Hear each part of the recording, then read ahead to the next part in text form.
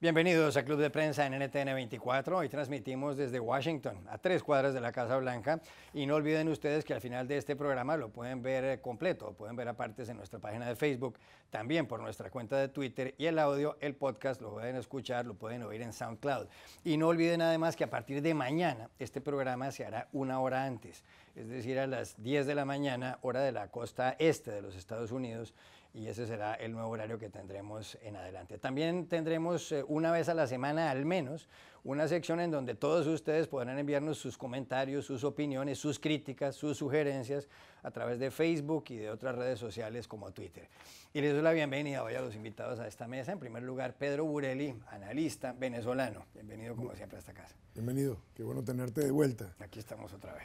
Sara Verderas, periodista española, corresponsal de la agencia alemana de noticias DPA, bienvenida a esta casa. Gracias, bienvenido de vuelta. Y Juan Carlos Hidalgo, muchas gracias Juan Carlos Hidalgo, analista costarricense del Cato Institute, uno de los think tanks, de los centros de análisis más conocidos de esta ciudad, bienvenido también. Gracias y qué bueno tenerte de vuelta, Juan. Aquí estamos nuevamente. Bueno, la noticia está en Venezuela, Pedro, porque hubo al menos 12 muertos ayer en ese país en estas elecciones a la Asamblea Constituyente convocada por el gobierno del presidente Nicolás Maduro. Se trata de una asamblea de 545 diputados cuya función principal, y no tienen término realmente el funcionamiento de la asamblea, cuyo objetivo es que redacten una nueva constitución. Va a quedar desde luego sin funciones la Asamblea Nacional, que fue elegida a finales de 2015, que está controlada en su mayoría por la oposición. Y ya han hablado de cuál fue la participación en estos comicios de ayer. Según el gobierno, hubo un 41,43% de participación. La oposición dice que la participación no pasó del 15%, que estaba entre el 10 y el 15%. Según el gobierno, hubo 8,1 millones de votos de personas que fueron a sufragar ayer. En el plebiscito de la oposición de hace algunas semanas hubo 7.500.000 votos.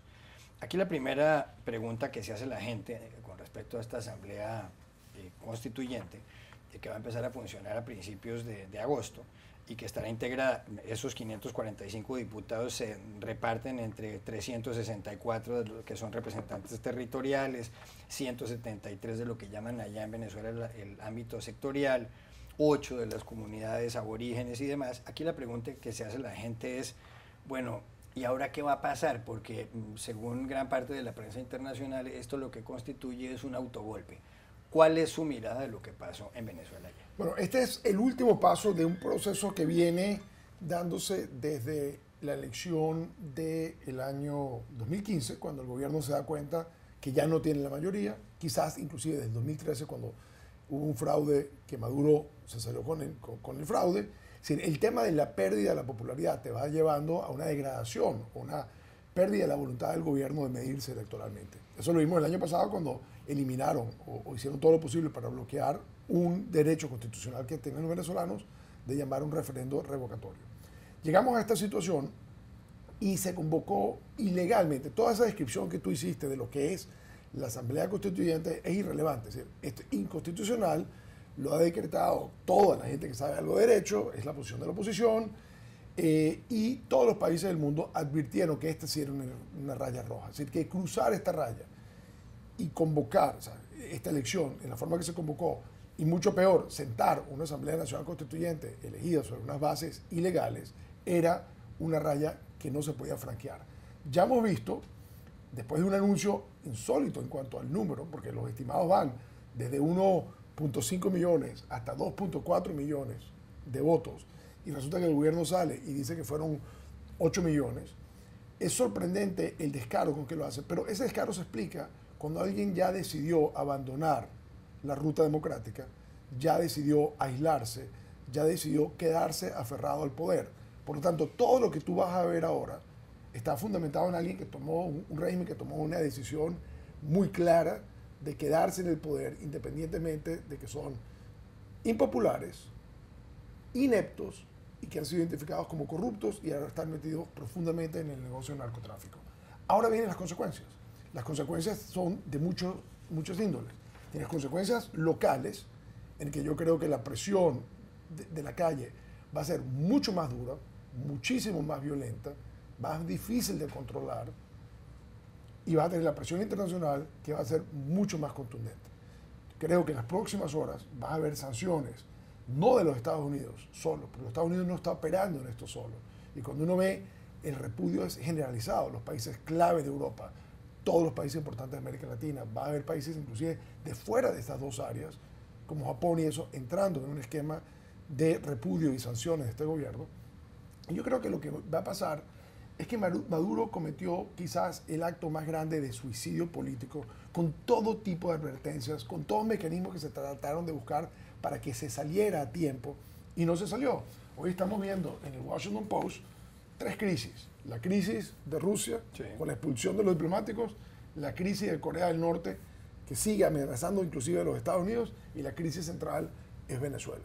Es decir, cuando ya tú llegas a ese nivel, cruzaste muchas rayas. Y el problema es que estás cruzando unas rayas, no un gobierno malo, no un gobierno que se burló de unas elecciones, un gobierno que los gobiernos principales del mundo, sus agencias de inteligencia, sus cuerpos, sus poderes judiciales, inclusive sus propios diplomáticos saben que es profundamente corrupto y está profundamente metido en el negocio del narcotráfico. Sacar un narcoestado nunca iba a ser fácil, pero ahora es urgente. ¿Fue esto un autogolpe de Nicolás Maduro?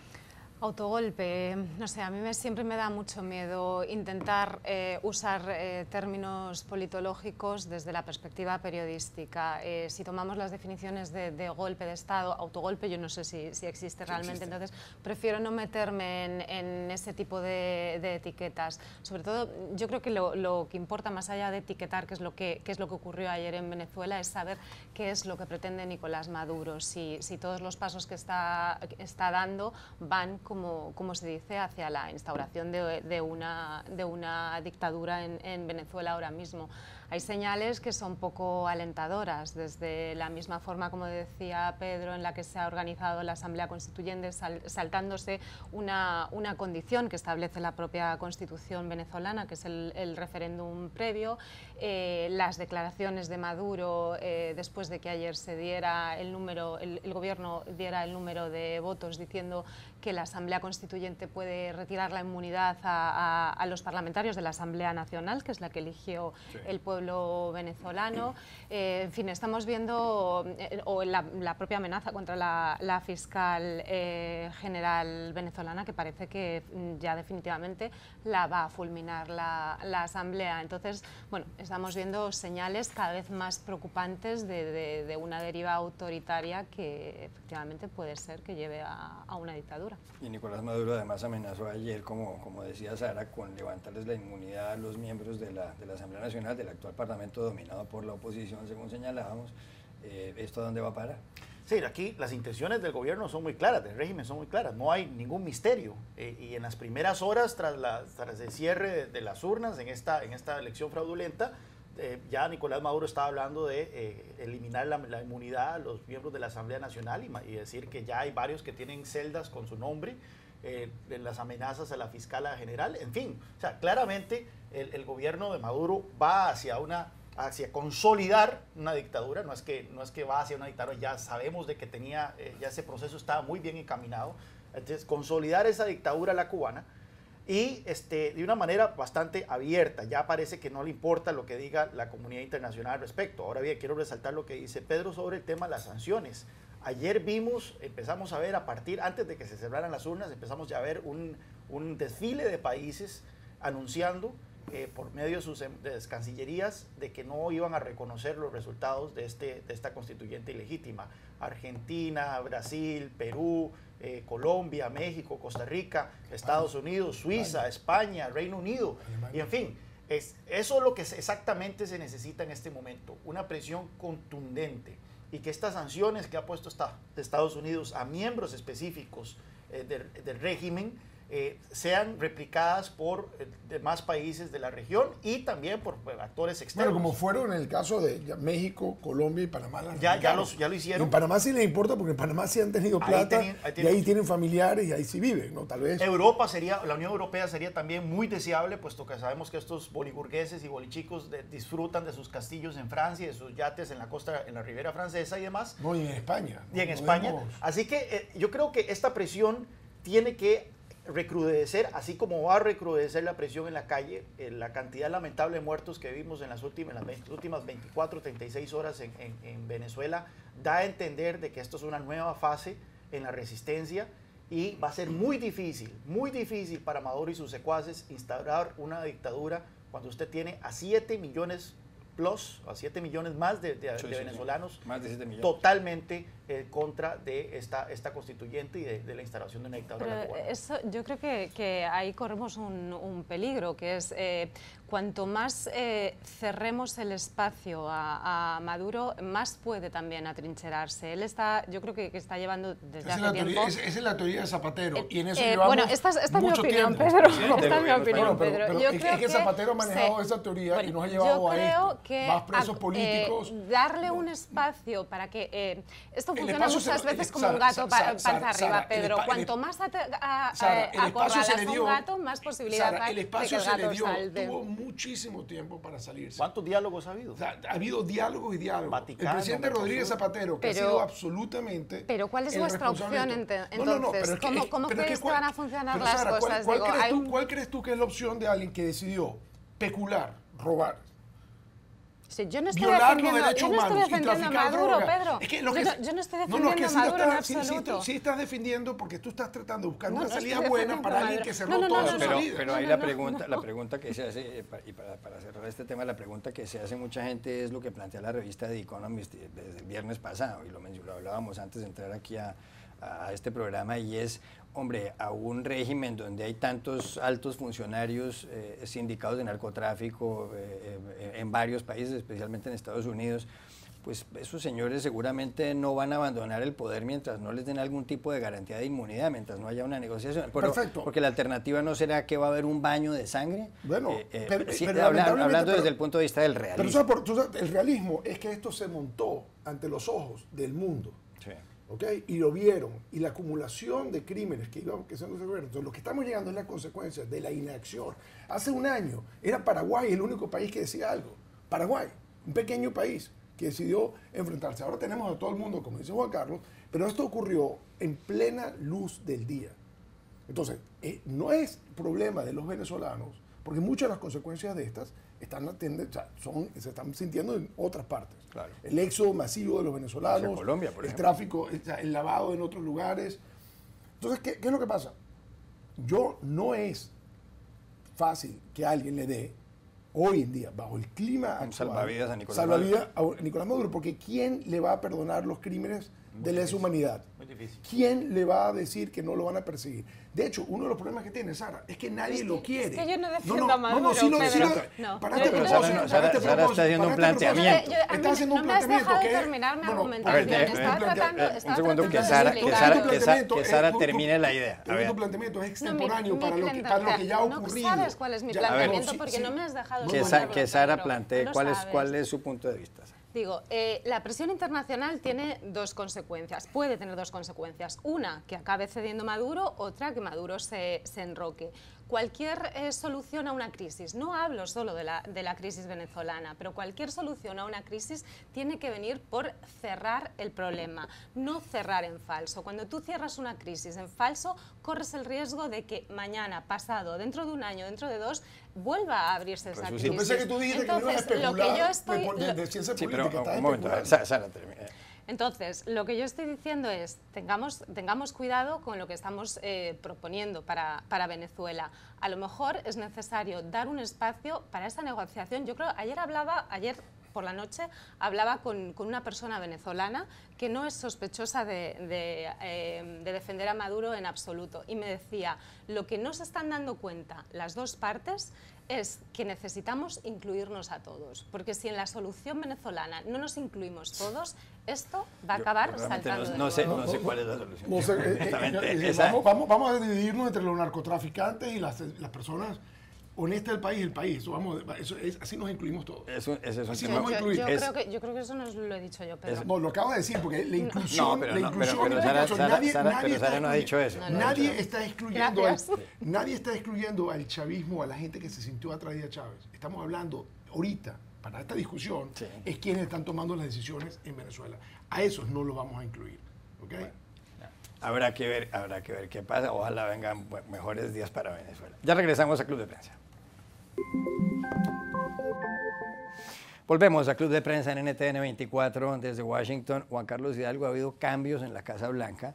Reince Priebus, que era un directivo del Partido Republicano y tal vez la única persona que venía verdaderamente de la entraña de esa colectividad política, pues fue desvinculado como jefe de gabinete o secretario general, que se llamaría en otros países, del presidente Donald Trump por una pelea que tuvo con el señor Scaramucci, el nuevo director de comunicaciones de la Casa Blanca.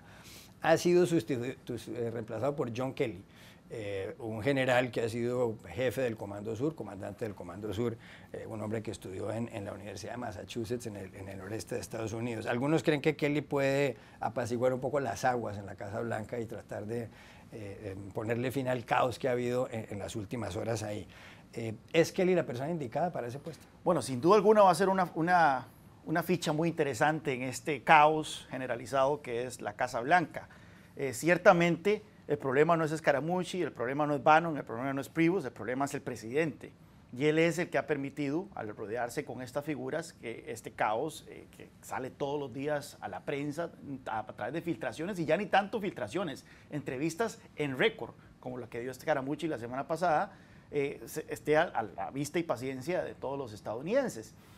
John Kelly es un general 4 estrellas, viene del Departamento de Seguridad Doméstica. No va a ser alguien que va a ser fácilmente intimidado o fácilmente denigrado por otras figuras dentro de la Casa Blanca, como hizo Scaramucci con Priebus. La pregunta entonces es, ¿va a imponer orden en esa ecuación o va a ser consumido eventualmente por este desastre que es la Casa Blanca, siendo que el presidente mismo, el subjefe inmediato, es el origen de todo este caos? Aquí la pregunta es, ¿qué rol juegan los militares? Los militares, claramente, un general de 4 estrellas no está acostumbrado a que lo vayan a empujar fácilmente, pero también a final de cuentas los militares están acostumbrados a tomar órdenes. Entonces, nuevamente, va a ser una introducción muy interesante dentro de este caos generalizado que estamos viendo en la Casa Blanca. Sara Barderas. Yo creo que, bueno, a ver, es cierto que es un hombre de orden, es un militar, es un hombre además muy respetado incluso por quien no comparte sus ideas. Lo que le pasa a Kelly, y es un problema que tiene esta administración también, es que le falta ese background político. Kelly tiene que estar en contacto con el Congreso, Kelly tiene que estar en contacto con el partido, entonces, ¿hasta qué punto va a poder y le va a permitir Trump? Veremos. Hay un punto interesante ahí, y es que siendo de un pasado militar, los militares se toman muy en serio su juramento a la Constitución. Y esto estaba viendo yo los programas de que el último militar que ocupó este cargo de jefe de gabinete es Alexander Haig durante el gobierno de Richard Nixon. Claro. Y al parecer Richard Nixon le solicitó a Alexander Haig que fuera el que destruyera las grabaciones que al final de cuentas acabaron con su presidencia, y Alexander Haig se negó a hacer esto. Entonces, tener a un general cuyo juramento no tanto es al presidente, que eso es lo interesante, que a Donald Trump le gusta rodearse de gente que sea leal a él, al cumplimiento de la Constitución. Al cumplimiento de la Constitución y las leyes, puede ser un factor interesante en una Casa Blanca que parece estar dispuesta en las próximas semanas a dar una jugada con respecto a Sessions, con respecto a acabar con la investigación de Rusia, que podría meterlo en problemas seriamente, y hay que ver el papel que juega entonces en ese caso Kelly. Pero bueno, adelante, Sara. El contexto, no, perdón. Bueno, el contexto también de Kelly es muy interesante, porque al marcar los 6 meses de la administración, siempre hay cambios, y obviamente hasta necesitaba cambios muy rápidamente, pero la entrada de Scaramucci como jefe de comunicaciones y la salida inmediatamente de 2 personas que habían sido claves, el vocero presidencial y Priebus, uno se imaginaría que la característica de quien lo sustituía se iba a parecer a Scaramucci, y de repente toman la persona exactamente lo opuesto. Y Trump siempre hace cosas que son muy raras. Cuando uno piensa que va a hacer algo, resulta que uno dice, bueno, en vez de entender las lecciones de sus primeros 6 meses, y ahora la está profundizando los errores, resulta que te crea ahora estas 2 figuras que yo creo que son totalmente incompatibles en toda la forma que actúan. Sí. El rol del jefe de la oficina presidencial, que el que tiene ahora el general Kelly, es un rol que bien ejercido es todopoderoso. En realidad es como el vicepresidente, en el fondo de cómo se maneja los asuntos. Tiene mucho peso y llena muchos espacios del presidente, y toma decisiones y aproxima Entonces yo creo que el general Kelly está muy bien para eso. Eso es exactamente lo que necesita Trump. Lo que pasa es que no sé cómo vive en el entorno donde lo pusieron a vivir. Esto es lo interesante. 20 segundos. Me parece muy interesante esperar a ver cómo va a ser esta relación Scaramucci con Kelly, porque creo que son dos personas totalmente distintas. No pueden estar en extremos más apartados, creo. Ya regresamos a Club de Prensa. Volvemos a Club de Prensa en NTN 24 para despedirnos porque se acabó el tiempo y no olviden ustedes que a partir de mañana el programa durará 1 hora y empezará 1 hora antes. Gracias Pedro Burelli por haber estado aquí, Sara Barderas y Juan Carlos Hidalgo, y a ustedes los espero mañana nuevamente en Club de Prensa.